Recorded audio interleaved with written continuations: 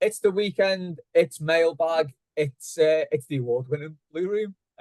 Thanks. Just wanted before we kick off, got a couple of things to sort of go through. Thanks to everyone who voted for us in those sports podcast awards. We got the bronze medal. It was an amazing achievement, and really appreciate everyone who voted for us, as well as everyone who contributes and everyone who listens and everyone who watches on YouTube. Yeah, it was amazing. Thank you everyone for that. Next up, Daitan's Flash, who was on Old New Borough Blue a few weeks back. He's just put his album on Spotify, so go and have a listen to that. It's very good. It ticks all the dance boxes from the Prodigy to French House to late 80s, Chicago House. It's all in there. It's amazing. And also Loose Articles have just released their next single, I'd Rather Have a Beer. So Louise from Loose Articles is Toffee. I interviewed her a few months back just about how she came to support Everton, what she likes about Everton, all that kind of caper. And they are playing at the White Hotel in Salford on February the 8th, which I think is Tuesday. So if anyone's around Salford then, get tickets to that. That will be dead good. There's all the plugs out the way without even mentioning Arnold Clark once. Anyway, I am joined tonight by Matt and the Sideshow Clown, also known as Keith. Ellie, unfortunately, can't make it, so just us three lads, and we'll get straight into it. Hot topic. What's been the worst deadline day signing, in your opinion? Matt, come to you first. God almighty. Are we just talking us? Because that's a long list anyway, isn't it? Yeah. Yeah. Do you know what? I was thinking Everton signing, yeah, but if there's any absolute howlers from any other clubs. I was going to say, was that that fella who went down on the plane, was that a deadline day signing? Because I think it was, wasn't it? Yeah, that was. It was, wasn't it? Yeah. Yeah. That's got to be up there with the worst of them. Have they paid for him yet? I think they were told by a judge a few months ago that they've got to pay for him. Jesus Christ. Yeah. That's a dark opening to this topic. Well, a bit later than for us. I can't remember specifically which one's a deadline day. Was Strach deadline day? It feels like he was. Yeah, him and Royston Drenford were the same day, weren't they? God. Actually, not even a signing. Wait, was it even the same day when Arteta left? Was that a deadline day one as well? When Arteta left. The same season. That's what I mean. Was it the same deadline day? That could have been tragic. Yeah, the only thing I remember about that deadline day was Arteta getting off. That's it. I don't remember anyone coming in, but they may well have done. It was grim, wasn't it? Yeah. What even was the season? 11-12? 2012. Yeah. God, we're terrible fans, aren't we? Can't remember nothing. My Everton history has just completely been obliterated over the last couple of years, hasn't it? You drink to forget now. Yeah. Oh God, yeah. No, we didn't sign anyone that day. We got McFadden in on a free in October afterwards. Oh God. But yeah, that was a grim one. But yeah, sorry, not a signing, but just as a deadline day moment, just came out of the blue and it was horrible, wasn't it? Absolute gut punch. Yeah, it was. That kind of set the tone for deadline days with Louise for me, because every time we say deadline day, she kind of gets this sort of haunted look because she always remembers back to that deadline day, and I was a little bit of a mess about it because it was I was just really furious that he'd done it. And yeah, that kind of sets the tone for deadline day. She kind of dreads it all the time though, because of that. We had some in on Twitter. So Chris said Franny Jeffers on loan, dreadful, which that was my first thought, to be honest. Stephen said El Ghazi has got to be up there for the worst deadline day signings. Anthony said Carlo Nash. Matthew said Mangala was tremendously shite, nearly 100k in wages for him to play one game for Arsenal and get smashed by 5 goals and then injured himself in the next game, never played again. Yeah, fair. Chris said Anthony Gardner never played. Yeah, can't really argue with any of that. We've signed some absolute shite, haven't we? Oh God, I was looking at Sander Westerveld as well because I wasn't sure if he was deadline, but he was an emergency, wasn't he, in like October or something like that? Yeah. What about Senderos? He must have been a deadline loan. Senderos feels like it, doesn't he? He's bald. He's shit. He plays when no one's fit. And one for the Neal. Lucas Neal. Oh no, that wasn't deadline day. That was a free, wasn't it? Don't tell little Davy Tomo. Yeah. No, Lucas Neal, like precinct again. What a piece of business that was. Signed them on a free and then sold them for $750,000 about 3 months later. Fantastic. Not bad, that is it. Considering he was a bit shit as well. And it gave rise to the verb Lucas Neal. To Lucas Neal, a player. Yeah. Which means doing just that. One for all the Algats listening. I've got. I mean, there wasn't a deadline day as such, I don't think, back then. But Howard Kendall's Magnificent Seven has got to be mentioned in late signings. So I think Neville Southall was the only one who sort of did anything for us. So there was Alan Barley, Mike Walsh, I think Mickey Thomas as well. All the stars are here. Nick Ferguson, Jim Arnold. Actually, Jim Arnold played quite a bit in goal because it was sort of between him and Neville Southall to play. And then obviously, I think after Southall came back off his loan, I think Southall said this himself. I think one of the games was pivotal there where it was 50-50 between him and Jim Arnold, and Southall got the nod, thankfully, and sort of the rest is history. Can't think. Yeah, Mickey Thomas. My dad will be shouting at the telly now, because I feel like I should know this, because he's probably told me about a million times who we signed in that Magnificent Seven. Alan Ainscough. Yeah, these are all just names that my dad kind of throws out randomly when he's talking about like shit Everton teams. But yeah, to sign 7 in one day and not have a great hit rate. I mean, to get one Neville Southall out of 7, I'd take that any day, really, to be honest. But on the face of it, it wasn't a great hit rate, that. It kind of reminds me. Did they get the picture taken underneath the Belfield tree, though? That's the question. This is the one. Well, I saw that the planting trees around the Everton Stadium now, aren't they? So I'm hoping one's going to be a transfer tree. That would be nice. The transfer tree. He's not even there was also Ibrahim Bakayoko did a little lean on as well, didn't he?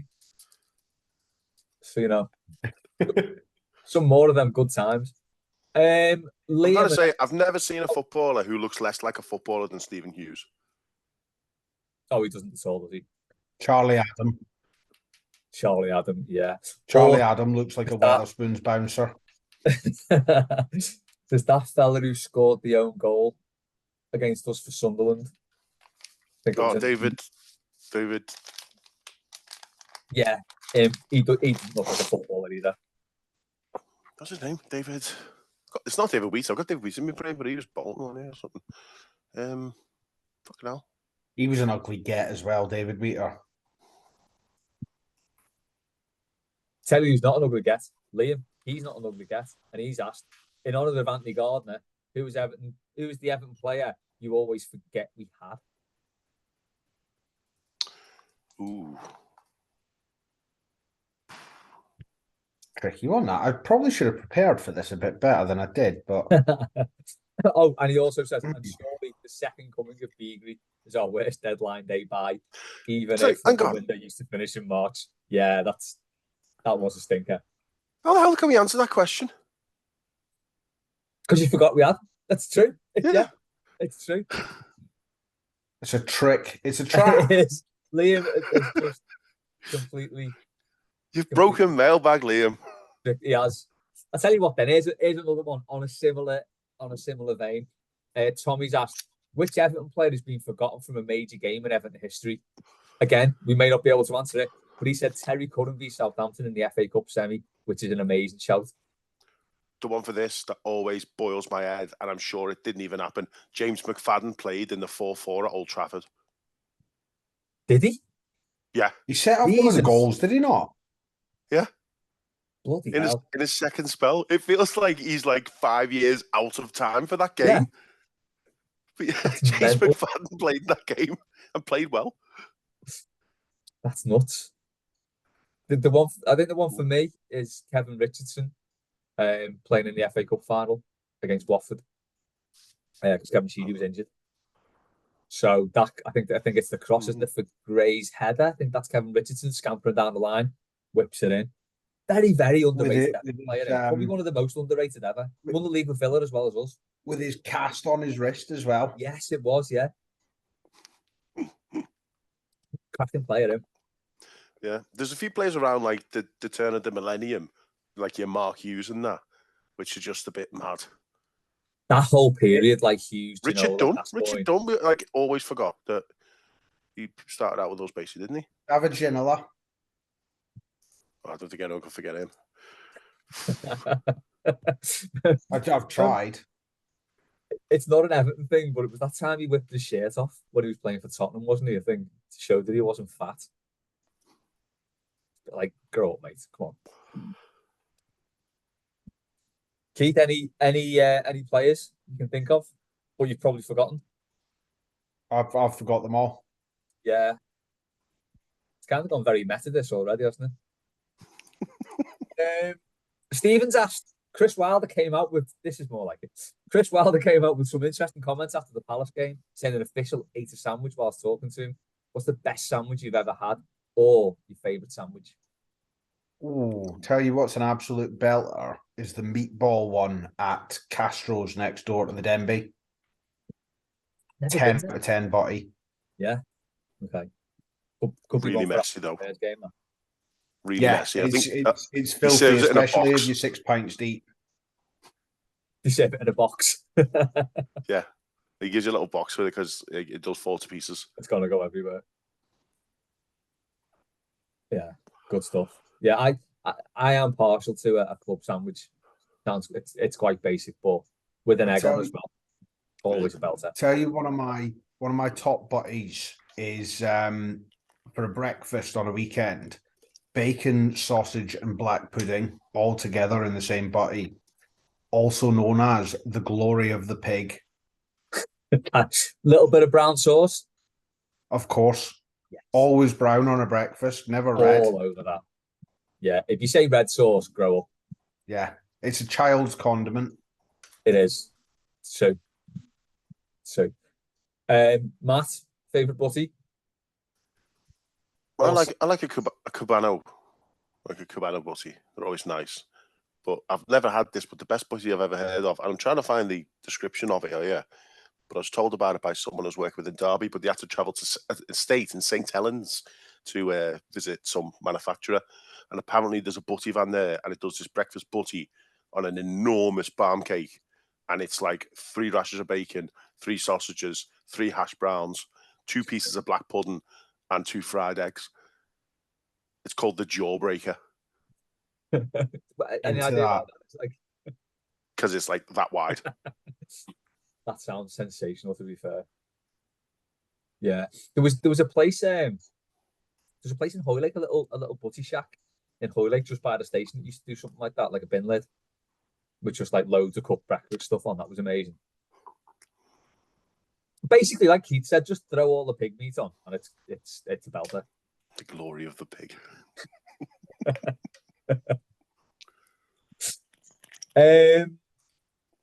Still on the food thing here. Dave's asked if your favourite chippy meal wasn't available anywhere, how long would it take you to get to George Jerry's? So I looked at this, and I need to go to George Jerry's. Apparently, it's the best kebab shop in the world, and not just the best kebab shop in Bootle. What do you think, Matt? It's all right. Is Bootlonian? Is that what it is? Is I don't know, actually. Bootlonian. It's Bootle Boy, isn't it? Bootle Boy. Like, yeah, I mean, my parents don't really go there anymore. They've got a selection depending on what they're getting of other ones. But it's all right, yeah. Dave loves it, and he's told me it's the best kebabs going. And it would take me 23 minutes to get there. Yeah, no, it's 3 hours and 46 minutes traveling time for me right now. See, you shouldn't probably going to give it a pass. I shouldn't have, but here we are. There you are. Or, just nipping off for a kebab. Come back 6 hours later. Yeah. Do you know what? If you said that to Dave, he would tell you to do it because he reckons it's that good. We'll see. I need to try it. It's no hot chilies on Berry Street. I haven't been there either. Really good. I think the only gap. You feel it the next day though. Oh really? Yeah, one of them. Very spicy. Worse than lemon and lime. No, I don't mean you feel it like it makes you Don't sick. feel it in that way. You just like Japanese flag. Yeah. Still on the food theme here, and yeah, it feels kind of related. Foxy, that's what's your favourite tea/dinner? Favorite tea/dinner. Chili. I'll tell you what I had Good this chili. week, and it was a childhood staple of mine. Mince and tatties. Absolutely solid. Yeah. I made it myself the other 2 weeks ago. Need to make it again. We've got half a packet of mince in the freezer. I need to defrost. It's one from your nan's a few years ago, that isn't it? Definitely. But I made it with shallots instead of onion, and it was. Oh, nice. Okay. Yeah, I went a bit Bourdain on my mince and tatties. There's never anything wrong with going a bit Bourdain, ever. Doesn't matter what the context is. Going Bourdain is fine. Well, I don't know. There's some contexts where you probably shouldn't. Like Maybe. doing heroin. Yeah, I've read his book. Yeah, maybe. Whatever works, isn't it? Favorite tea dinner? I did me and Joe chips and fish fingers in the air fryer with beans, not done in the air fryer. I've become an air fryer tit, by the way, because I've got one now. And it's like, oh yeah, the air fryer. And it was amazing. It was like a 10-year-old tea, but it was class. You cannot go wrong with beige stuff like that for your tea. Do you cook your beans in the air fryer, Keith? 2 seconds. I'm just trying to improve this this Wi-Fi. It's absolutely honking today. So Keith would make a cup of tea in an air fryer. Not a cup of tea. There are things I would air fry that others might not. Crumpets in the air fryer is a big favorite of mine. Is that not more hassle than a toaster? I haven't got a toaster. Oh, fair enough then. That's fine. But yeah, explains it. I don't need one. It takes up unnecessary side space. You toast your bread in the air fryer. Well, when we got the air fryer, we were thinking, where is this going to go? Because there's no room in the kitchen, so it does sit next to the toaster. It's the only place it could go. So, good kitchen chat. Tell you what, we'll like. I'm going to merge this with Dave's question. What's your favourite chippy tea? Because like where I work, our office is down in London, and like I'd say 90% of the people I work with at least are amazed about the chippy tea thing up here. They're so weird about the chippies down there. It's just not a thing. So like the fact that we're like a chippy tea is a bit of a thing up here, it blows the mind. It's their loss. But yeah, what would be your favourite go-to chippy tea? Probably like spring onion and ginger and chicken, crispy noodles, and obviously some chips. Good shout. And loads of prawn crackers. Yeah. And a soup as well, actually. And a chicken and sweet corn soup. Well, that's it. I reckon if you ordered that, you probably get the prawn crackers free. Yeah. Yeah. I mean, some spring rolls. Yeah, you're good. I'm having a banquet now. That's it, yeah. Yeah, just the half a crispy duck. See, that's a Chinese to me. That's not a chippy tea. It's a chippy tea because in the same place you can get a shitty cheeseburger and chips. And a kebab or a pizza. Yeah, but they aren't chippy teas either. Chippy teas are your likes of fish, sausage, chicken supper, black pudding, or whatever. Sorry, what the hell's a chicken supper? Like you can get like a chicken leg, deep fried chicken leg in batter with chips. Never had one in batter. I've had like deep fried chicken from the chippy. Black pudding supper, white pudding supper. I tell you what, the pinnacle is a fish supper with a smoked sausage chaser. Smoked sausage, what, Savoy? No. You know, the Mattison's smoked sausages you get. Yeah. Oh yeah. Half of one of them battered and deep fried. Fucking hell. You don't Obviously. get them in England. That's what I say. You can take the boy out of Scotland. But... This is what Scottish chippies. Scottish chippies are the gear, and obviously with salt and sauce rather than salt and vinegar. You see, I can't agree with the chippy tea thing. I'd say a pizza and a kebab is not a chippy tea, even though it's from the chippy. But fish and Kebab's chips, not. pie, sausage, Chinese stuff from the chippy is a chippy tea. If you're having like, if you say you get a couple of little bits of the Chinese like on the side, I can give it a pass. But if you solely go and get like chicken chow mein and some curry sauce, that's not a chippy tea. Yeah, but then you got chippy chips on the side as well. You're having a Chinese. That's a chippy tea. Yeah, you're having a Chinese. We will have to agree to disagree on this one. I think it is a very round ear thing, though. It's the only place in the country that does it. it's very, very odd. Back to we'll go to Chris. Do you fit into any stereotypes? Unlike the chippies on Merseyside, does anyone fit into any stereotypes?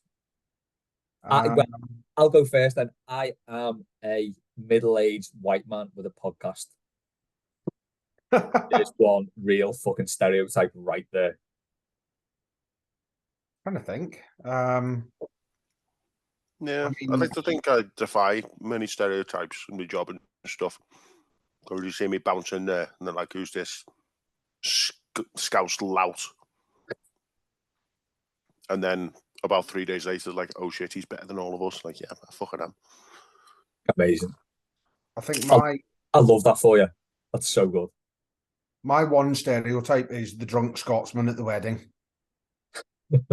Because I will get absolutely fired into the bevy by like lunchtime. By lunchtime, I'm well on my way. Before the ceremony's even started. So before the rings are exchanged, have you gone full groundskeeper Willie? Yeah, absolutely. And they always go to a wedding kilted up, but like it comes off in stages. So first you lose the jacket, then you lose the waistcoat, then the tie, and then you hope that the night ends quite quickly after that. Before it all goes and you just there's not much else to go after that. Yeah. Do you carry a knife with you? Yeah. Okay. Technically it's not a knife, it's a skein do. Traditionally what's that for? Fighting. Or cutting, it is. It is cutting your meat. People. Yeah. Okay. Square go, shiv, done.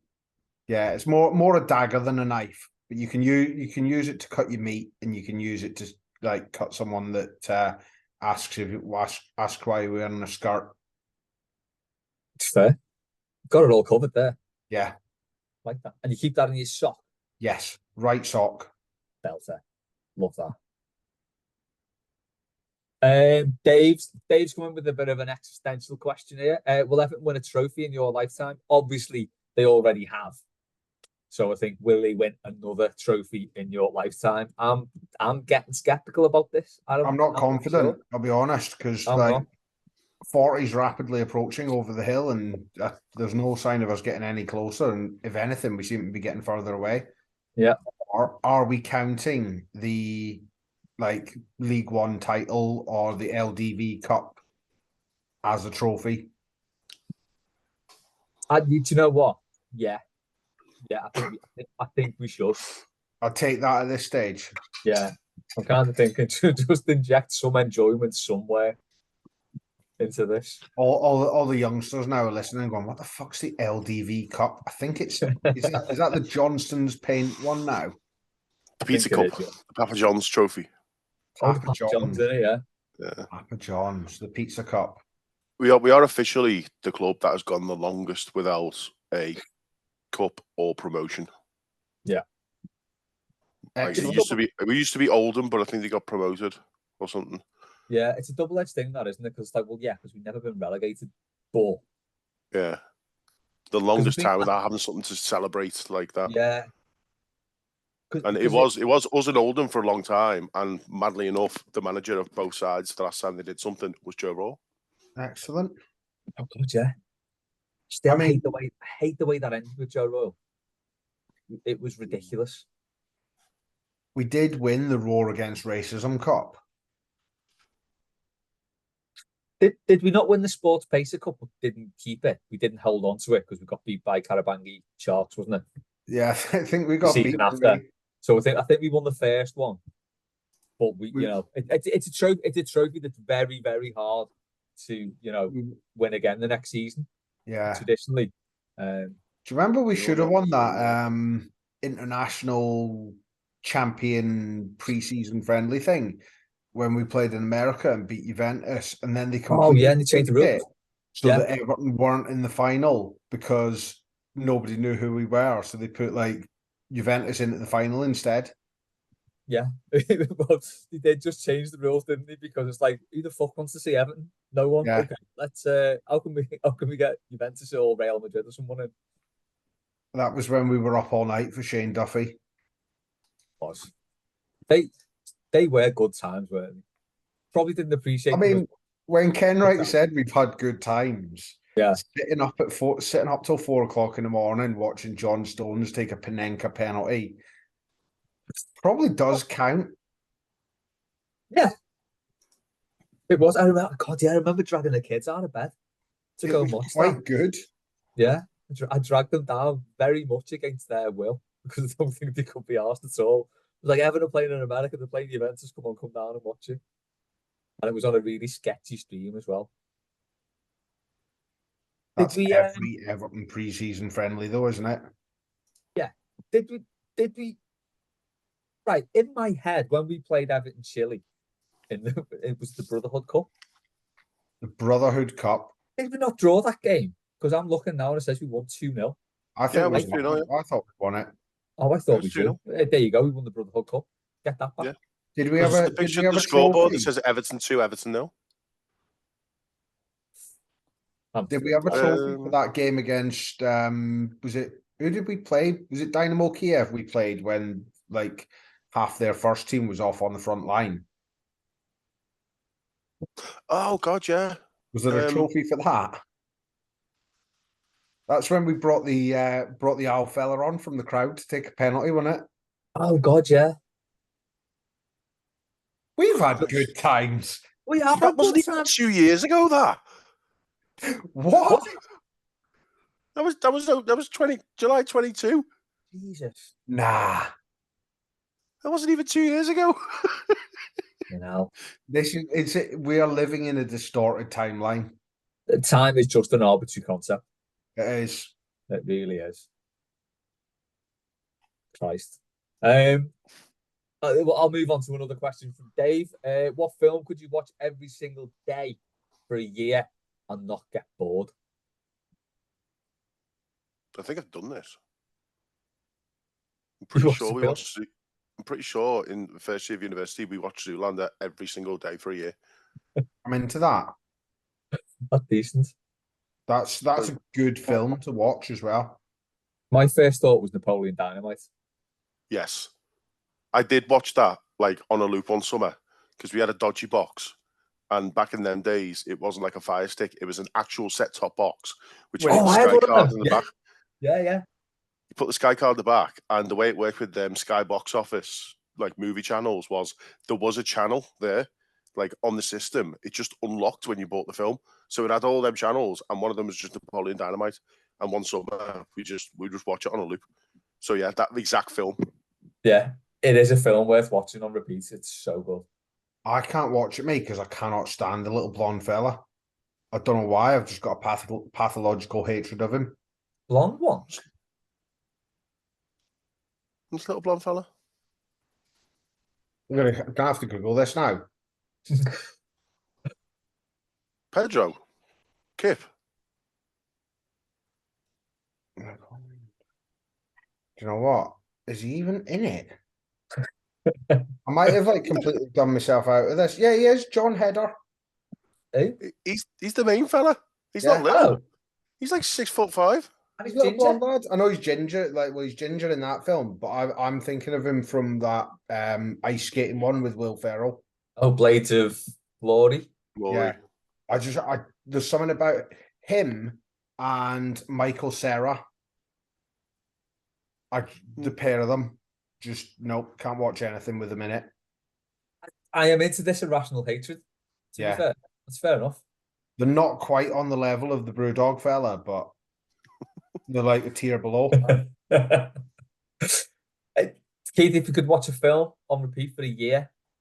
I don't know. Here we go. I'll slip back into stereotype and say Train Spotting.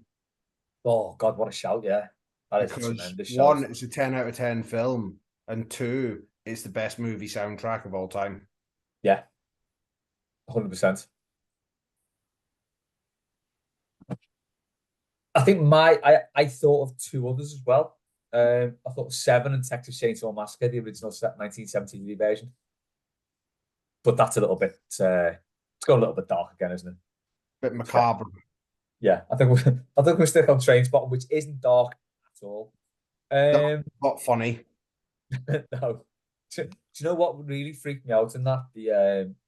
It's when the gym head like dies in that. Yeah. That was the bit. I mean, the baby bit obviously is horrible, but when like the lad who wasn't into it at all and he gets into it and then he dies, bloody hell, that was heavy. That. Toxoplasmosis. It was, wasn't it? Catch it, wasn't it? Catch it. Yeah. Just checking around for Colin. Yeah. But yeah, for anyone who doesn't know, my cat's called Colin. Warren has asked which British sitcom is the greatest. Oh, That's a question. Nights. What's that? Phoenix Nights. Yeah, that was my first thought as well. It's that or Early Doors? Yeah. Early Doors. What a shout. Yeah. And Royal Family as well. Yeah. Obviously not British, but my best sitcom ever is Father Ted. I just think it's absolutely impeccable. Yeah. I don't know. I think that counts as British. I think it was made by a British production company. But And I'm sure if we put enough effort in, we could claim Craggy Island. No, yeah, it was hat trick. I mean, I reckon we've probably tried at some point. We've got the Falklands. We might as well have Craggy Island. Fuck it, let's go for it. Yeah. So it counts as British because it was made by hat trick. Oh, Patrick, yeah. Fair enough. One of ours, Jimmy Morville. God, Toffee, isn't he? Jimmy Morville. Yeah. That's why they always, if you look, you know, when you won't say keepers on your side, on the Bullens end, like they always have the match day sponsor in the middle, and they do at least one game a season. Hat trick. Ah, right, okay. Yeah, that makes sense. Alan Partridge is up there as well for me. The proper original Alan Partridge rather than any of the shite spin-offs. Do you not like spin-offs? They just didn't reach the same level. Obviously, the raw scene in this time is just 10 out of 10 telly. Double O fucking bollocks. Who the hell is that? Come on, Simon. Sidekick Simon is a very good character as well. Yeah, he was. No, he was very good. But yeah, I think the original Partridge is great. Oh, the original Partridge on the Day-to-Day. It's amazing. Ooh, is that a sitcom? It's not a sitcom, is it? No, it's not a sketch, isn't it? Sketch show. Spoof satire news show. Yeah. Which now, really, when you look at the headlines, there's actually more ridiculous headlines knocking about now than their spoof ones. Yeah. Which is nuts.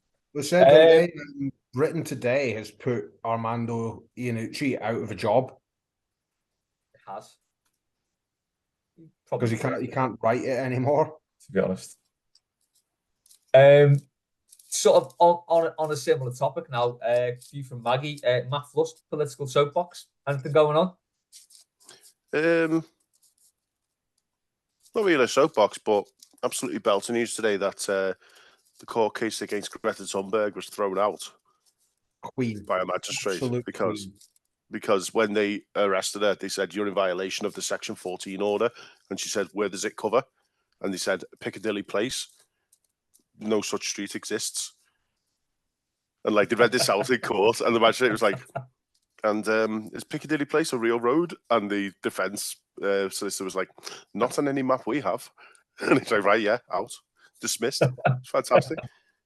But yesterday on the first day she went in, she went in for the actual hearing thing, and then immediately went to Farnborough Airport to do a protest. Just brilliant. That one, isn't it? It's amazing. Like, I can't wait for it to go full Party Mannhof. Like she will be like planting IEDs in the next 10 years. It's gonna be funny. It is going to happen. There we go, Maggie. I hope that fulfilled Matt Plus political soapbox. It was short and sweet, but it was good. I mean, if she wants a political soapbox, you can just walk 2 minutes up the road and ask me for one. Yeah, Maggie, just go and ask him yourself. It's fine. Keith, she said travel with Keith. Nope, we're skipping past this. What's the best foreign match you've been to? Nothing about holidays. Best one. Little bit of a poke from her there. But Can I just say, only Keith could have a holiday ruined and spend all of his time on standby for planes to all over the place where he doesn't want to go, and then finally get sent home within about 24 hours and come back with apocalyptic sunburn. As I said, you could take again Scottish stereotype. Yeah. Got drunk, got sunburnt, came home.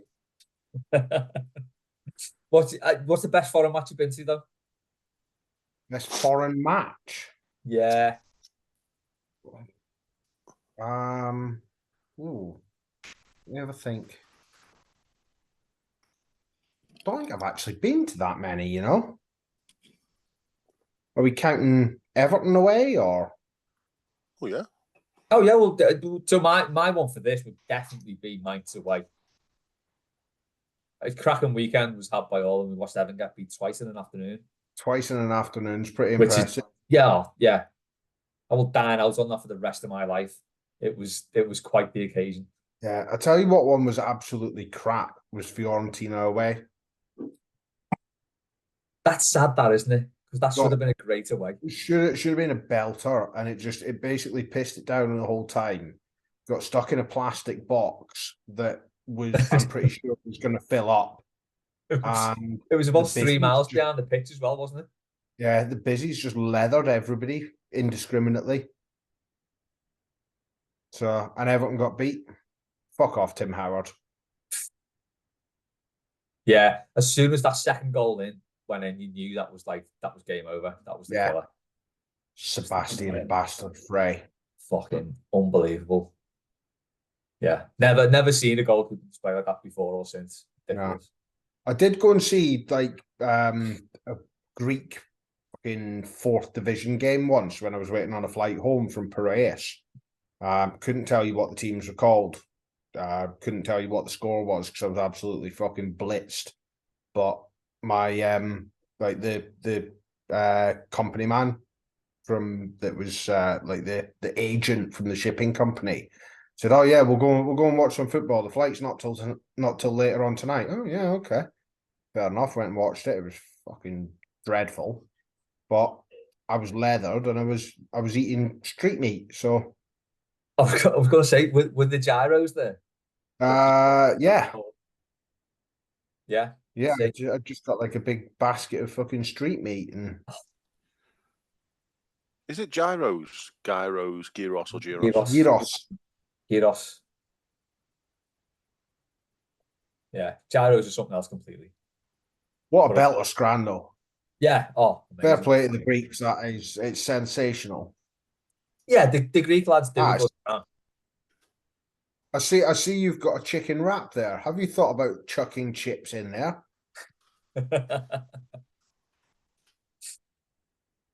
Maggie's asked me, philosophy with Les. Christ knows why. But what do you do when there's nothing you can do?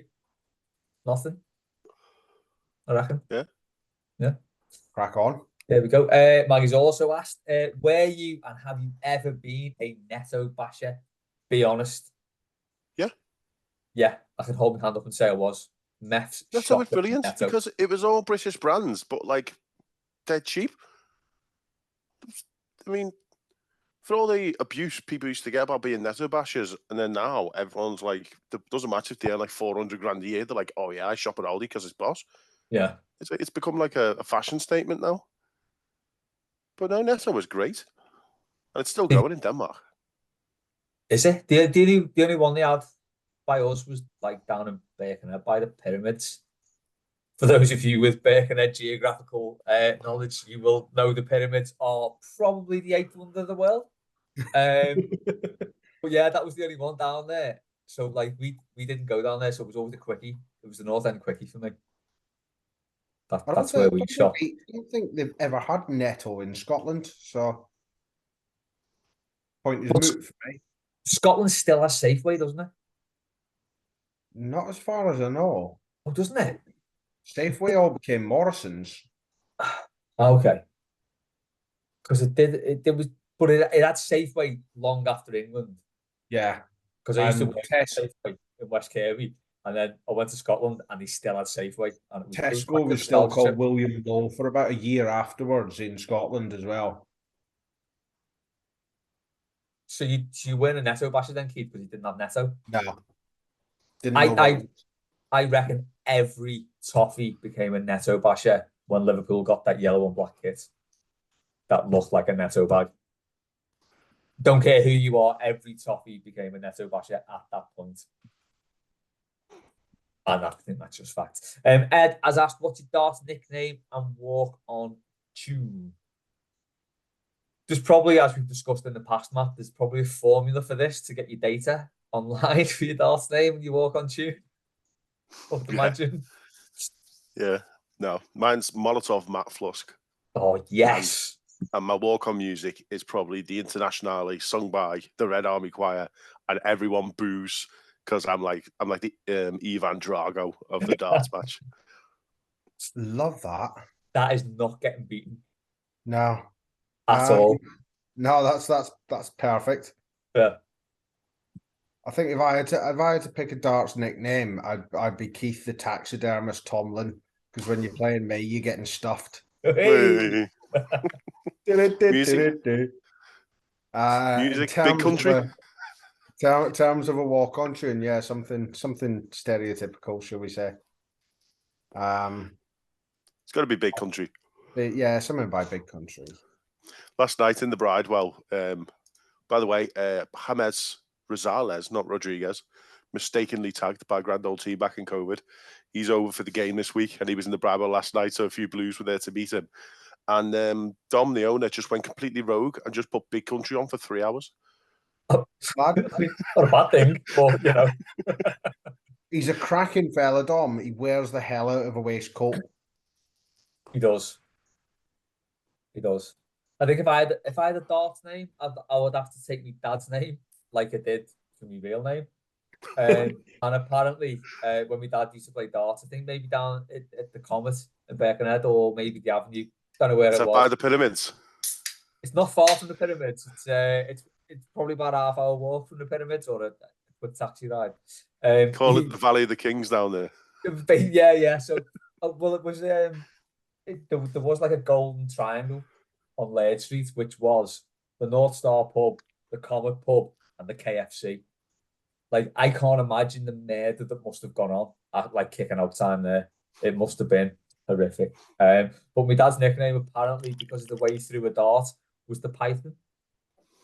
Because he had like this technique where if anyone watched on YouTube, he'd like pull his arm back, Python like, and throw that dart. I mean, fuck knows if he hit the board, but apparently he was called the Python. Or so he tells me. It could just be oblong legend. I don't know. And my walking music would be something by Half Man Half Biscuit. Yes. I reckon. Let's go with Seal Clubbing. Let's do that. I'll go with Seal Clubbing. Now, Sam, what's your favourite flavour fruit pastel? Or what's the best flavour fruit pastel? Green. Green. I'd say green. I also like, and I do this with local fruits, a Starburst for young listeners. Put the green and the yellow together to make like a lemon and lime. Probably not one for you, Keith. after past experiences, or do you like to do that? Yeah. I think we got now.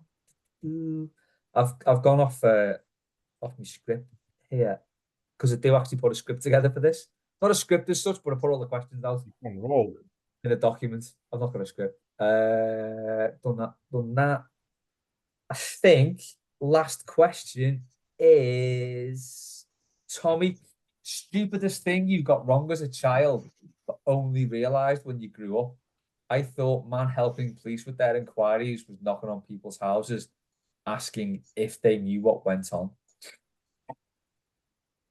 That's pretty good, to be fair. Yeah, this is in relation to a question from Sam, which I missed off, which was about pleading guilty. So I'll find it. If everyone wants to talk about themselves for a minute, I'll find this question broadcasting this about pleading guilty. This is why we won an award. So I like to think Mailbag was integral. Yeah, the winning of this award. I don't know. I think I'm wrong as a kid.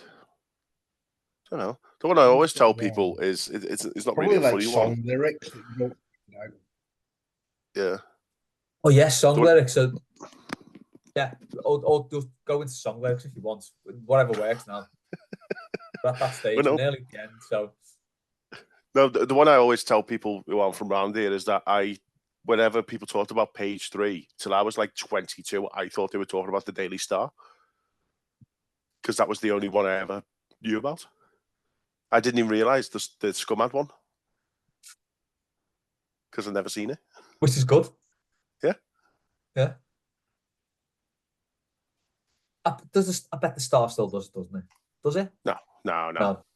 They all got rid of it at the same time. I think I'm told, I hear, they went to like lingerie for a bit and then they just fucked it off. Because it was just woke Britain. Health and safety. It was just a bit weird, wasn't it? Health and safety gone mad. It was just a bit weird. Someone would sit down on the train and pull out a newspaper and just be a big pair of tits. Yeah. Like the weirdest thing about it though was when they had the little caption next to them about like their thoughts on political matters, and they were always extremely, incredibly right wing. That was the only reason I would ever turn to page 3 just to find out what that was. Molly, 23 from Basildon, thinks the immigrants should go home. Yeah, it's like fucking hell, Molly. All right, girl. It's like if you watch a specialist film, or watch the start of the story, and I'll switch off when it gets rude. It's just I just want to know what the story is. A specialist film. How did they get to this thing? Yeah. You know, it's a specialist film. Les is purely watching this only for instructions on how to do plumbing at home. Oh, this is it. Yeah. You know what I mean? Or employing a babysitter. Things like that. That's sort of question to ask them. Anyway, I think on that bombshell, I think we finished Mailbag there. Because I can't find Sam's other question or comment. No, I think I remember it. It was something about like it was something about pleading guilty, wasn't it? I can't find it. Yeah, it's like what's the deal with the phrase pleading guilty? Like you just say guilty or admit guilty, or just say it was a bit out of order there. Pleading, very yeah. It's like you're asking for permission to be guilty. Again, which comes back around to those specialist films because shit like that goes on in them as well. It's if you hit the wrong channel, that's all I'm gonna say. Anyway, yeah, I think that's probably the end of the award-winning Mailbag podcast for this week. There was not much Everton. We can only apologise. We can only apologise. Yeah, it's been a long week. I'm really sorry about that, everyone. But once again, I will say thanks for all your votes anyway. And yeah, thanks to everyone who sent questions in. Thanks to everyone who leaves comments on YouTube. I'm really looking forward to the comments on YouTube after this. Thanks to Matt. Thanks to Keith. We will catch you next time on Mailbag.